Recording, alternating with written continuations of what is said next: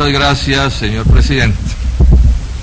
Pues primero lamentar que no estén presentes los ministros, pero bueno, creo que de todos modos es importante que se haga el debate, saludar a los otros funcionarios que están aquí esta tarde con nosotros. El tema es el tema del TLC, yo voy a hacer esfuerzos por ser breve, pero quiero empezar señalando una cosa que es bien importante, ¿no? La situación del agro es muy mala. Hoy ya en Colombia la situación del agro es muy mala. O sea, 20 años de libre comercio no sale gratis. 20 años de libre comercio han generado un impacto muy negativo en este país. Desde los días del gobierno de César Gaviria Trujillo, esto es lo mismo. En esos días se llamaba la apertura o el neoliberalismo, ahora se llama el libre comercio, pero digamos que son la misma cosa. Y uno mira las tasas de crecimiento del sector agropecuario y siguen siendo muy malas, ¿no? Veamos un solo caso, el año pasado. La economía colombiana crece en 2011 5,9%, el Producto Interno Bruto, y el agro crece 2,2%. Y esa es la historia del agro colombiano, es crecer a la mitad del promedio nacional, cosa que por supuesto muestra que las cosas están muy mal, y esto por supuesto se convierte en pobreza, en desempleo, en quiebra agropecuaria, en sufrimientos y en problemas de distinto tipo. Entonces, lo primero que quiero es enfocar ese punto. Es decir, a lo que van a someter al TLC no es a un agro próspero, pujante, vigoroso, lleno de vida, sino por el contrario, a un sector fatigado, cansado, en no pocos casos desmoralizado, porque son 20 años de tragedias los que estamos mirando. Veamos algunos otros hechos. La balanza comercial que mide las relaciones importaciones y exportaciones agrarias de Colombia. En el caso de la balanza comercial, estamos hablando de que en toneladas viene siendo negativa desde hace rato, o sea, nos importan más que lo que exportamos. Estamos importando el año pasado, en el 2010, del orden de 8.700.000 toneladas, un país que produce unos 30 millones de toneladas de productos agrarios, o sea que las importaciones son supremamente grandes. Pero si se quiere más grave que eso, bueno, y contra unas exportaciones mucho menores, del orden de 4,5 millones de toneladas. Pero si se quiere más grave que eso, estamos teniendo balanzas comerciales en dólares negativas, ¿sí? Del orden de 33 millones de dólares el año pasado.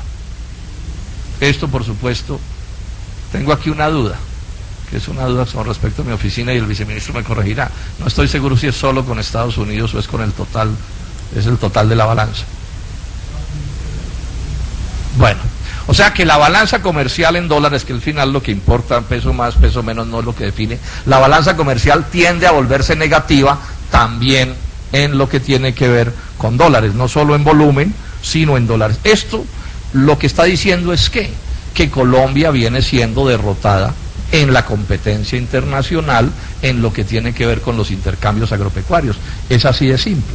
O sea que el TLC que nos va a llegar es en buena medida, a mi juicio, no como una bienaventuranza y una posibilidad, sino como sal en la herida a un sector que está en problemas. Voy a mencionar unos cuantos productos. Esta noche en la plenaria vamos a hablar de café más en extenso, pero lo quiero mencionar. Lo del café es un drama.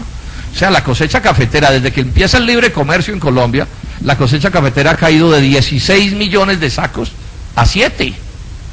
¿Cuánta pobreza y sufrimiento hay detrás de eso? La mitad del café que consumimos los colombianos es café extranjero, café importado. ¿Quién iba a creer? Es que la capacidad de destrucción del libre comercio realmente es inconcebible, ¿sí? Como lo prueban estas cosas que estoy mencionando. Como si fuera poco, se está cayendo el precio internacional. Me imagino que el ministerio estará preocupadísimo, señor viceministro, porque está cayendo el precio internacional del café. Si le fue mal en estos 3 últimos años con precios, digamos, no tan malos, ¿cómo irán a hacer las cosas con lo que se viene?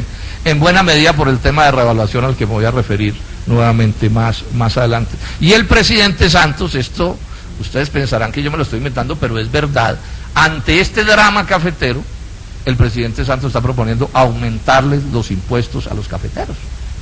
Esto es una cosa que si no fuera cierta uno diría pues que son invenciones, pero desafortunadamente es cierto. La situación del arroz es bien mala, ya hoy es mala, hacia el futuro va a ser peor, lo sabemos todos. El drama de una quiebra importante en el departamento del Meta no se resuelve, viceministro, de manera satisfactoria. Hay un gran descontento entre los arroceros del departamento del Meta. El caso del cacao, ese es otro caso.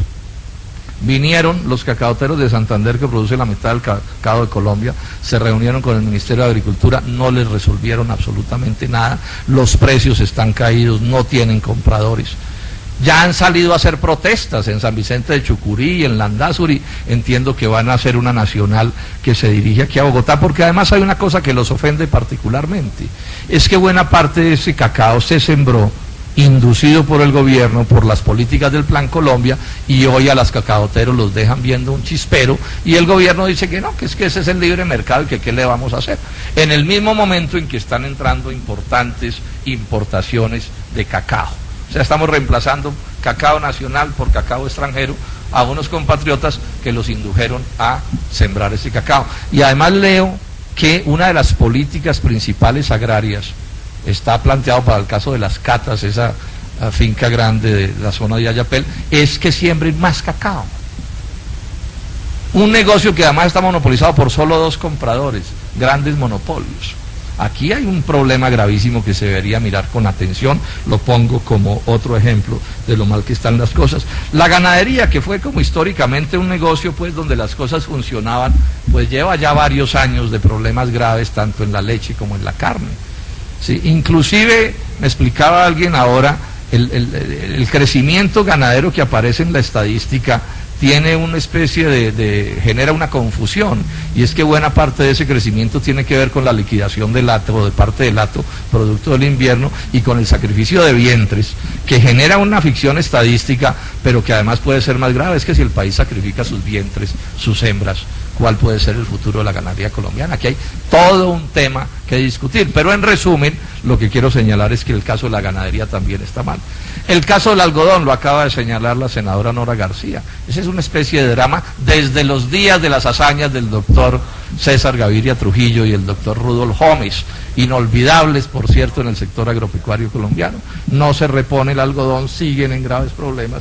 Les dicen que no, que es que la salvación son las semillas de Monsanto, otro fiasco, grandes pérdidas, ¿sí? Con niveles de endeudamiento en unos cuantos agrupamientos que se utilizan para producir algodón, donde se está hablando de 40.000 millones de deuda con la mitad vencida.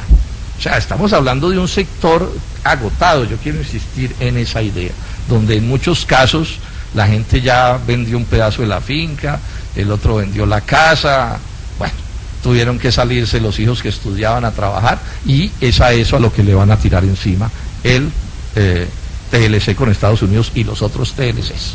Esto ya parece como una religión, lo del TLC, ¿no? Nadie puede probar que es bueno, pero eso sí, le creen. En cuestiones de religión, la fe a mí me parece una idea muy respetable.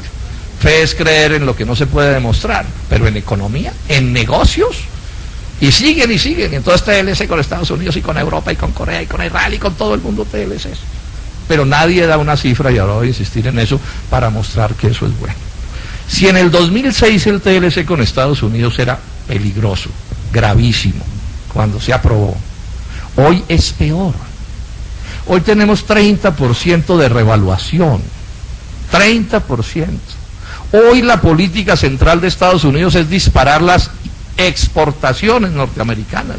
Les voy a leer, por si no me creen, lo que dijo Obama el 24 de enero pasado, en el principal discurso que hacen los presidentes de Estados Unidos. Dijo esto: estamos facilitándole a las empresas de los Estados Unidos la venta de sus productos en todas partes del mundo.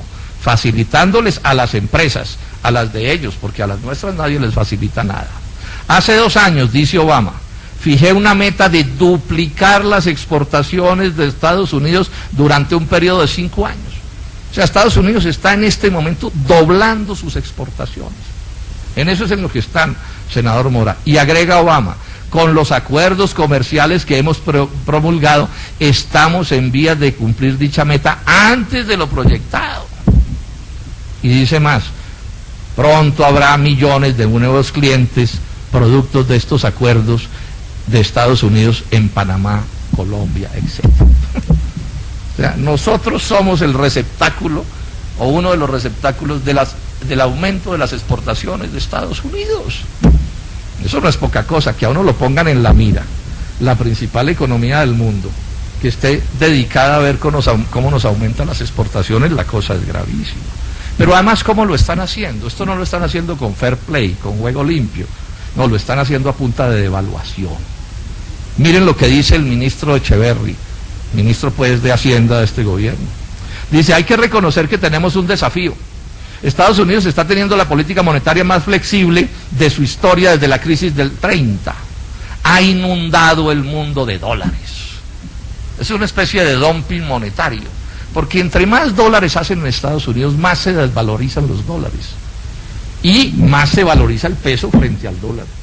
Y en la medida en que el peso colombiano se revalúa frente al dólar, se nos vuelve muy difícil exportar y se abaratan las importaciones, o sea, lo peor que puede suceder en un ambiente de TLC. Esto es lo que viene, esto es en lo que estamos. Esto aquí no es con quimeras, que es que de pronto, que vamos a ver, no, esta es la realidad en la que está. O sea, nuestro principal contrincante en este tratado no está jugando limpio, si es que se puede hablar de juegos limpios en economía y en negocios. Está dedicado a devaluar la moneda. Yo le pregunto a cualquier empresario colombiano o agricultor, ¿cuál esfuerzo se necesita para mejorar la productividad y la competitividad en 30%? Eso no lo logra nadie en Colombia. Y eso es lo mínimo que tienen que lograr para quedar lo mal que estábamos en el 2006 cuando se negoció el tratado. Es que es irresponsable lo que se está haciendo aquí. Es absolutamente irresponsable lo que se está haciendo aquí. Pero además, no es que lo diga el senador Robledo que nos van a meter una paliza, lo dice Estados Unidos. Hace un año, en abril, el Departamento de Agricultura de los Estados Unidos publicó un estudio minucioso, aquí está, ustedes lo conocen, donde dice el Departamento de Agricultura de Estados Unidos que las exportaciones de ellos a nosotros, es decir, nuestras importaciones, van a aumentar 43%. Y que las exportaciones, es decir, las ventas nuestras a ellos, van a aumentar 5%. O sea, van a aumentar casi 9 veces más las compras nuestras a Estados Unidos que las ventas de Colombia a Estados Unidos. Esto es lo que dice el Departamento de Estado, del Departamento de Agricultura, pero además lo dice minuciosamente, dice, en arroz incremento 739%, en frutas y vegetales 18%, en semillas oleaginosas 26%, en carne de res 82%, en aves de corral y cerdo 64%, así. Y las supuestas exportaciones de Colombia, dicen ellos que serán principalmente en azúcar, porque se logró, no una cosa buena de verdad para el azúcar, sino un pequeño incremento en unas cuotas que están pactadas desde hace rato, porque en azúcar nunca habrá libre comercio, porque si hubiera libre comercio, Colombia le ganaría a Estados Unidos. Es que son así de leoninos estos acuerdos. De esto es de lo que estamos hablando. Estas son las cosas que están pasando. ¿Saben cuánto van a aumentar las exportaciones de frutas y vegetales a Colombia? Que aquí nos dicen cada rato, lo de las pitayas no hay que preocuparse, ¿cierto? Porque espero que nadie más vuelva a hacer una cosa de esas. Pero es que así es como en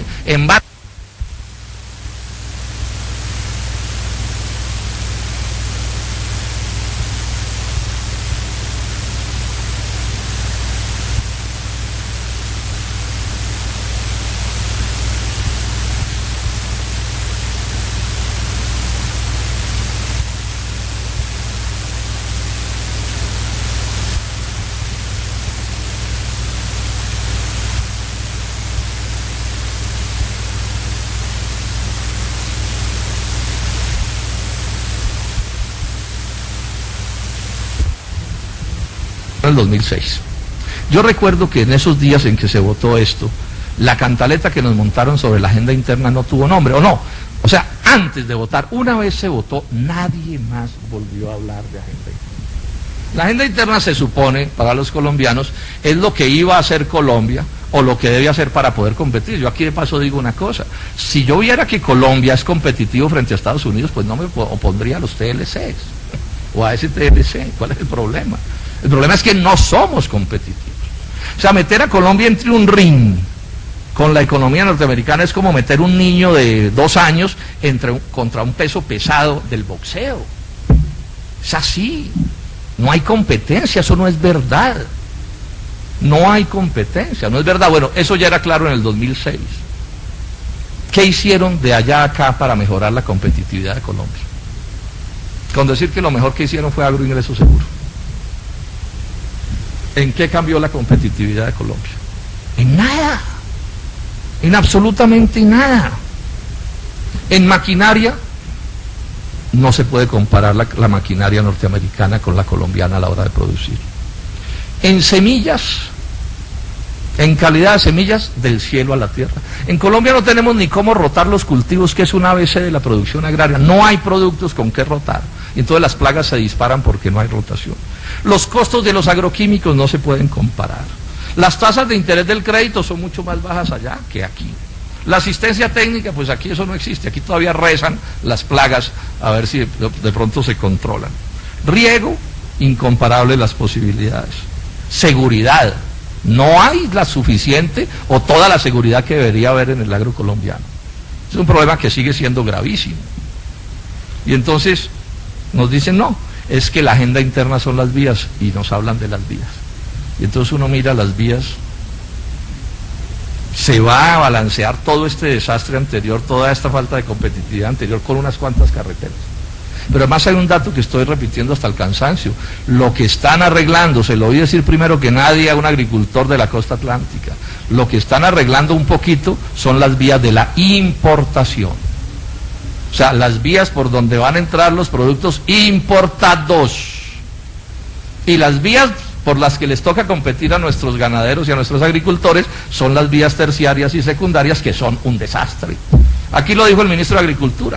Vale más traer un bulto de Villavicencio a Bogotá que de Buenaventura a Bogotá. Y Villavicencio está allí, ¿qué tal de ahí para allá? Entonces, si mejoran de verdad las vías, en cierto sentido esto va a ser peor. Lo explicaba también Alejandro Gaviria, el director de Economía de los Andes. Las malas vías, en ciertos sentidos, por lo menos las de las troncales, en algo protegen el aparato productivo colombiano. No digo que no las arreglen, no se trata de eso, ¿sí? Pero sí se trata de que seamos serios en estas discusiones y de qué es de lo que estamos hablando aquí. ¿De qué es de lo que estamos hablando aquí? Cuando uno le dice a los partidarios de esto que terminen un poco la poesía y la retórica y las frases bonitas de los colombianos, los grandes luchadores, y es verdad que lo somos, ese es un pueblo creativo, inteligente como el que más, pero es que eso no es suficiente muchas veces, o en la generalidad de los casos. Entonces cuando uno dice, bueno, pero ¿qué es lo que vamos a exportar? Entonces sabemos, café, lo que quede, banano, pero con un lío, es que no hay a quien clavarle un banano más en el mundo está hasta aquí de bananos. Flores, falta ver si sobreviven porque con la revaluación se están quebrando. ¿Y qué más? Yo le pregunto a los funcionarios del Ministerio de Agricultura o del Ministerio de Comercio, ¿qué más vamos a exportar? Pero no como un cuento, no como un es probable, de pronto, sería de desear, ojalá, me dijeron, no, como una realidad. Porque yo aquí les voy a dar ahora datos de productos agrícolas donde vamos a perder hasta la camisa. ¿Qué es lo que vamos a exportar? Entonces se le preguntó en el cuestionario al ministro de Comercio que qué diablos era lo que íbamos a exportar del agro. Miren la respuesta, está entre comillas: confitería, galletería, snacks, productos de harinería, molinería y panadería. ¿Todo eso qué es? Trigo. Y resulta que Colombia importa el 100% del trigo que se consume y se procesa en Colombia. O sea, eso no es agro. Eso fuera agro si aquí hubiera trigo, pero como lo acabaron, también como producto del libre comercio y del neoliberalismo. Entonces yo le pregunto al ministro, ¿qué es lo que vamos a exportar de asuntos agrícolas? Dice el ministro de Comercio, que se supone que es el que sabe. Repito, confitería, galletería, snacks, harinería, molinería y panadería. Es que si el país supiera que si todos los colombianos tuvieran el detalle de lo que está pasando, probablemente este gobierno se caería solito. Porque aquí lo que hay es un grado de irresponsabilidad inaudito. Eso es lo que hay aquí. Y agrega, seamos objetivos, productos para el canal Horeca. Ahí nos pusimos a averiguar y eso son ciertas cosas que consumen los hoteles. Y ese va a ser el futuro del agro colombiano. Y nos agregaron panela y productos étnicos. Sí, entonces un colombiano bien aburrido un domingo por allá en Queens o en no sé dónde, se va a un restaurante de colombianos y pide papas criollas para calmar la nostalgia. No, esto no es serio. Esto no es serio, nos van a tirar encima la primera planadora del mundo y nos vamos a defender exportando productos étnicos. Lo digo con todo respeto a la papa criolla, me encanta la papa criolla, ¿cierto? ¿Sí? Y por quienes la producen, por supuesto, pero no puede ser así. No puede ser así. Ahora, ¿cómo es la lista de los perdedores? Cereales fritos. Fritos no porque ellos sean mejores que nosotros, los gringos produciendo, sino porque tienen subsidios por 70.000 millones de dólares al año. Y los europeos tienen también 70.000 millones, pero no de dólares, sino de euros, que es más. 500 pesos más en cada cambio. Trigo ya lo borraron del mapa. La cebada también. Maíz importamos 3 millones de toneladas. Sorgo, el arroz está en la mira, lo ha dicho el ministro con toda tranquilidad, que eso no da un brinco. En granos, olvídense del frijol y la lenteja y los garbanzos y esas cosas, porque se va si es que todavía queda alguna cosa. Frutas y hortalizas, vienen importaciones grandes de frutas y hortalizas, viceministro. He citado varias veces a Ad Beckerman, que era en el 2004 la secretaria de Agricultura de Estados Unidos, y dicen que tienen grandes expectativas en estos sectores. En cárnicos, los de los cerdos deben estar pegados de todos los santos. En pollo, lo han dicho ellos mismos, que la cosa es gravísima. En carne de res, que parecía que no, también. Es muy grave lo que puede suceder en carne de res, porque además hay que sumarle, como esto es aquí, como el cáncer del libre comercio, entonces hay que sumar canadienses, norteamericanos, europeos, argentinos, bueno, todo el mundo. En lácteos, las agremiaciones de ganaderos están cansas de decir que los liquidan.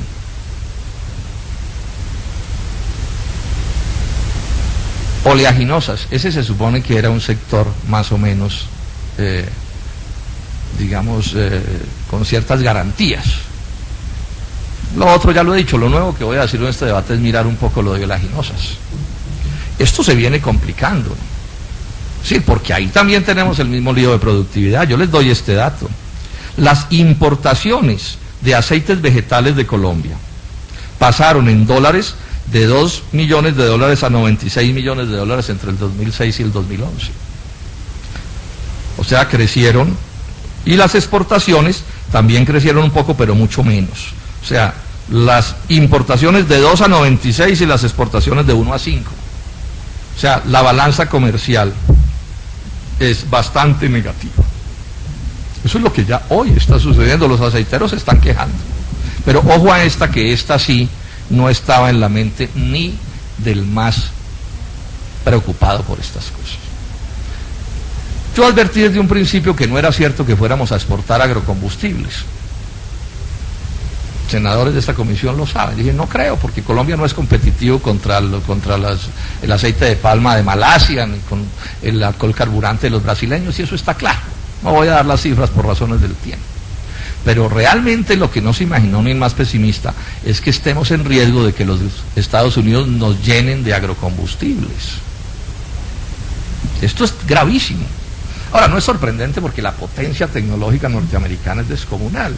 Y finalmente este negocio de los agrocombustibles, yo pienso que se va a terminar resolviendo es por la vía de la alta tecnología, de la alta ciencia. O sea, en Estados Unidos son capaces de coger lo que queda de una pizza y volverlo a CPM. Y les es rentable. Es complicada esta cosa. Pues miren en biodiesel cómo está la cosa con Estados Unidos. El año pasado exportó 105 millones de galones de biodiesel Estados Unidos. En el 2001 había exportado 2. O sea, están disparados vendiendo de eso por todas partes. La producción, que era de 9, la pasaron a 311. Y están exportando duro. Quiero enfatizar, están exportando duro. Y creciendo esas exportaciones. Es más, en el 2008 tuvieron un pico de exportación de 677 millones de galones. y etanol. Las exportaciones norteamericanas de etanol en el 2005-2006 fueron 187 millones de litros. ¿Saben cuántos fueron en 2010-2011? 3.156 millones de litros de etanol. ¿Sabe cuánto le vendieron a Brasil? 616 millones de litros. Ojo con esto, yo no sé qué iba a pasar, ¿sí? Porque habría que hacer exámenes de más detalle, pero aquí podría terminar sucediendo que también resultáramos perdedores en agrocombustibles o en biocombustibles. Y esto agiganta una preocupación que yo le expresé al ministro Mejía de Minas hace unos años. Yo le pregunté, ministro, esa orden y esa obligatoriedad que hay para consumir, para mezclar en la CPM y en la gasolina colombiana agrocombustibles, que es obligatorio, así sea más costoso que los hidrocarburos, ¿cuenta para agrocombustibles importados? O sea, la obligatoriedad, senador Mora, de consumir alcohol carburante, ¿se puede satisfacer con alcohol importado? Son palabras mayores la de esta pregunta, me dijo el ministro. Sí, señor. Yo le hice la pregunta ya sabiendo porque había leído la norma. O sea, que aquí podríamos terminar en el mundo casi inaudito, de terminar inundados hasta de agrocombustibles, más costosos que los combustibles a partir de hidrocarburos, pero ni siquiera nacionales, sino extranjeros.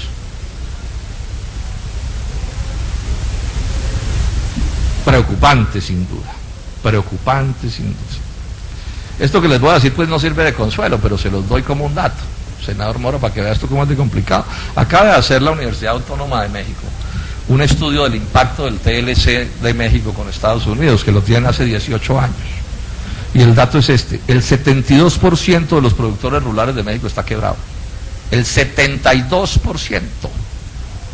Las importaciones de productos agrícolas de Estados Unidos a México aumentaron de casi 10 millones de toneladas a casi 30 millones de toneladas. Y le está yendo mal a los peruanos, y le está yendo mal a los chilenos. Ahí están las cifras. Yo se las mostré al ministro Restrepo la vez pasada que miramos este asunto. Y además el gobierno le entró el desespero por entregarse. Entonces aquí están aprobando leyes, parece que van a batir el récord nacional de velocidad en la aprobación de 2 leyes, para tenérselas como una ofrenda al presidente Obama cuando venga. No me sorprendería que escojan un par de negritos que lleven en Cartagena, ¿cierto?, en una bandeja de plata, las leyes para que el presidente Obama salude el comportamiento, ¿cierto?, tan adecuado de los que mandan en Colombia. No. Es realmente bochornoso lo que está pasando en este país. Por último, digamos esto, que es una cosa que me preguntaban ahora algunos dirigentes importantes del sector agropecuario de Nariño con los que estuve conversando. Bueno, ¿y por qué pasan estas cosas? Y yo he dado esta explicación y no encuentro otra razonable. Esto sucede primero porque ganan las transnacionales norteamericanas y europeas, eso está claro. Como ganan, entonces les interesa. Pero entonces queda la pregunta, bueno, ¿y por qué en Colombia hay poderes grandes, que van más allá del Congreso, por supuesto, poderes grandes que nos embarcan en estas aventuras? Y la explicación es la misma.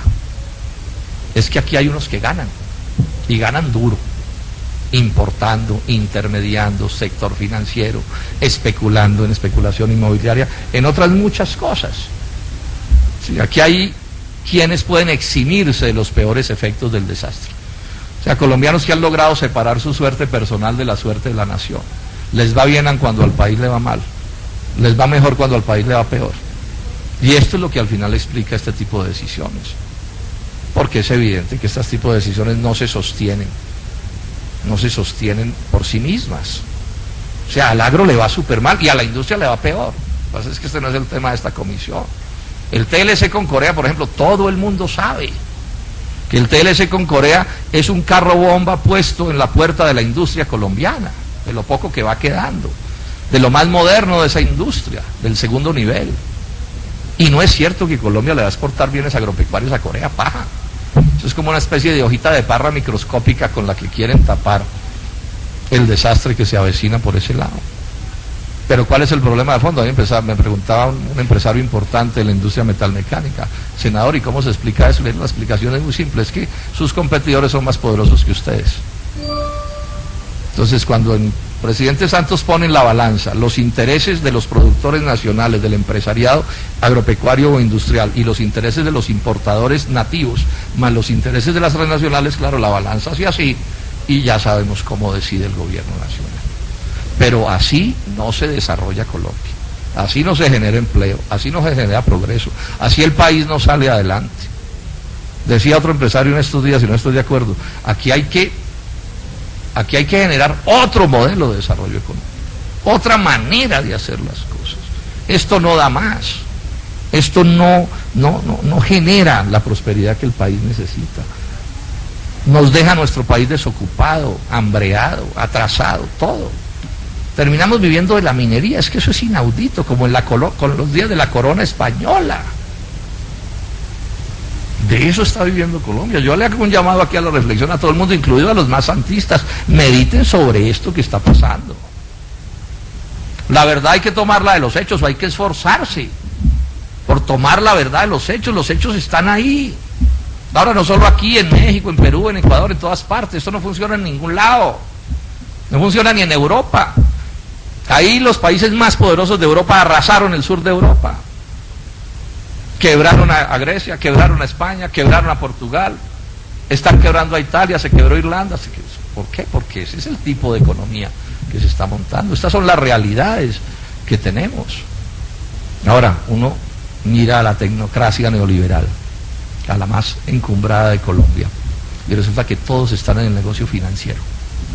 Curioso, ¿no? Si es tan bueno lo que recetan para la industria del agro, ¿por qué no están en el negocio industrial y agropecuario? El mono sabe en qué palo trepa, ¿cierto? Entonces es en el negocio financiero. O sea, en la intermediación, no en la producción, en la intermediación.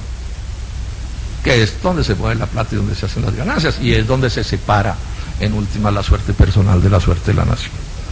Insisto en llamar a los colombianos en que esto tenemos que ponernos a cambiarlo y tenemos que ponernos a arreglarlo, pero eso no va a ser posible si los colombianos siguen decidiendo políticamente como están decidiendo, que es finalmente votando o respaldando políticamente, porque no es, ¿sí?, a quienes gobiernan de esta manera que estoy explicando. Muchas gracias, señor presidente. Usted, senador Robledo. Tiene la palabra la doctora María Claudia Lacutivi, presidenta de Prodespor. Presidenta.